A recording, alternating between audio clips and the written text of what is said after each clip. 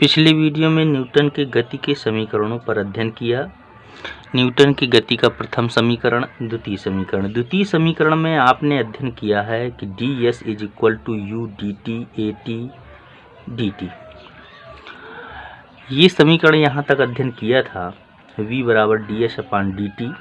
हमने इसको हल किया तो ds is equal to v into D t और v is equal to u in plus A t होता है। ये मान रखने पर ये समीकरण प्राप्त हुआ था। इतना हमने पिछले वीडियो पर बताया था। पिछले वीडियो की लिंक डिस्क्रिप्शन में मिल जाएगी। पिछला वीडियो डिस्क्रिप्शन से लिंक प्राप्त करके आप देख सकते हैं। इसके आगे हम चलते हैं। t बराबर 0 पर प्रारंभिक विस्थापन शून्य, तो इसका समाकलन करेंगे ds is equal to U D T plus A T into D T. इसका समाकलन करेंगे तो 0 से यस D S is equal to समाकलन 0 to T D T U plus A समाकलन 0 to T T into D T. समाकलन करने पर हमको मिलेगा यस, इसकी लिमिट है 0 टू यस, u इसका dt का समाकलन t 0 to t plus a और t का समाकलन हो जाएगा t स्क्वायर बाई 2, ये हो गया 0 टू t। हल करने पर मिलेगा s minus 0 is equal to u t minus 0 plus 1/2 a t square minus 0, ये दो बाहर हो गया। ये मिला आपको s is equal to u t plus half a t square. ये न्यूटन की गति का द्वितीय समीकरण है। इस समीकरण के बाद हम चलते हैं तृतीय समीकरण पर। तीसरे समीकरण में क्या है कि न्यूटन की गति का जो तृतीय समीकरण है, तीसरा समीकरण, वो तीसरे समीकरण को हम शो करते हैं v square is equal to u square plus 2a s. ये न्यूटन की गति का तीसरा समीकरण है। तीसरे समीकरण को व्युत्पन्न करने के लिए हम सबसे पहले त्वरण का फार्मूला लिखते हैं। a इज इक्वल टू होता है डी वी अपान डी टी। इसी को हम लिख सकते हैं डी वी अपान dt में हम ds से ऊपर नीचे गुणा कर देते हैं, तब ये हो जाएगा हमारा dv अपान ds और इंटू ds अपान dt। इस प्रकार से भी लिखा जा सकता है। ds अपान dt ये जो है ये v के बराबर होता है, तो इसी को हम लिखेंगे a is equal to v d v upon ds। ये हो गया आपका a इंटू ds, इधर मल्टीप्लाई, और ये हो गया v इंटू डी वी।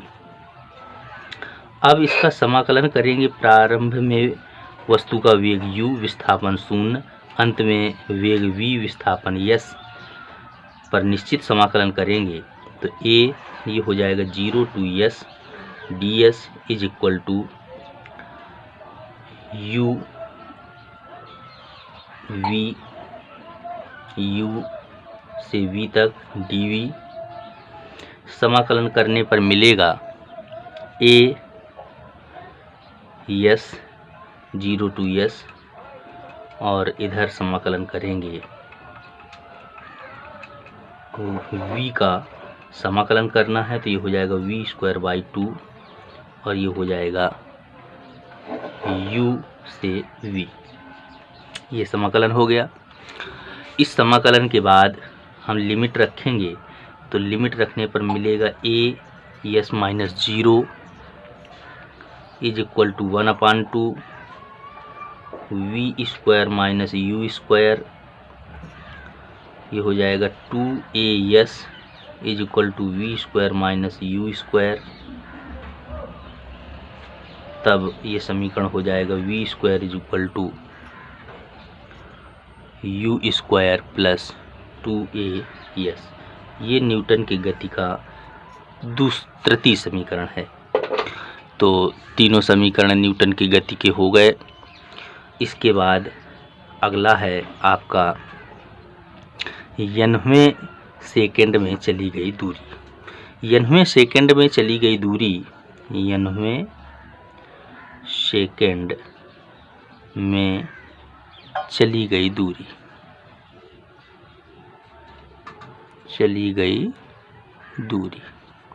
इसके लिए व्यंजक है कि 90वें सेकंड में चली गई दूरी। इसके लिए हमें सबसे पहले करना क्या है कि हमको मान लेना है कि मानव वस्तु प्रारंभिक वेग u से a त्वरण के अंतर्गत गति प्रारंभ करती है। वस्तु n-1 सेकंड में s1 दूरी तय करती है। n-1 सेकंड में s1 दूरी तय करती है, ऐसा हम मान लेते हैं। इसको मानने के बाद n सेकंड में मान लेते हैं कि s2 दूरी तय करती है। अब हमारा जो समीकरण है कि n-1 सेकंड में तय की गई दूरी, तो दूरी के लिए s बराबर ut plus half at square.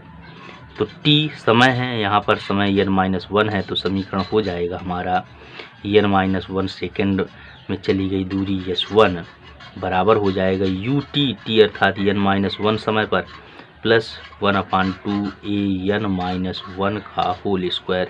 इसी तरह से 90वें सेकंड में चली गई दूरी, n सेकंड में s2 बराबर हो जाएगा un प्लस 1/2 an स्क्वायर। इसके बाद हम sn निकालेंगे, तो sn इज इक्वल टू हो जाएगा s2 माइनस s1। माइनस करेंगे तो ये हो जाएगा हमारा un plus 1/2 an square. Minus करना है इसमें हमको un माइनस 1 प्लस 1/2 an-1 का होल स्क्वायर।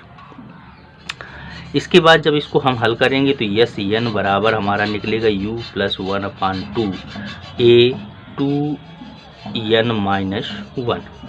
ये हमारा हुआ वस्तु द्वारा गति के 90वें सेकंड में चली गई दूरी। तो 90वें सेकंड में चली गई दूरी ज्ञात करने के लिए हम इस सूत्र का उपयोग करेंगे, जो बहुत इम्पॉर्टेंट है। इसमें किसी भी प्रकार की समस्या के लिए हमें कमेंट बॉक्स पर लिखें। पिछला वीडियो देखने के लिए डिस्क्रिप्शन में लिंक है, उससे प्राप्त कर लें।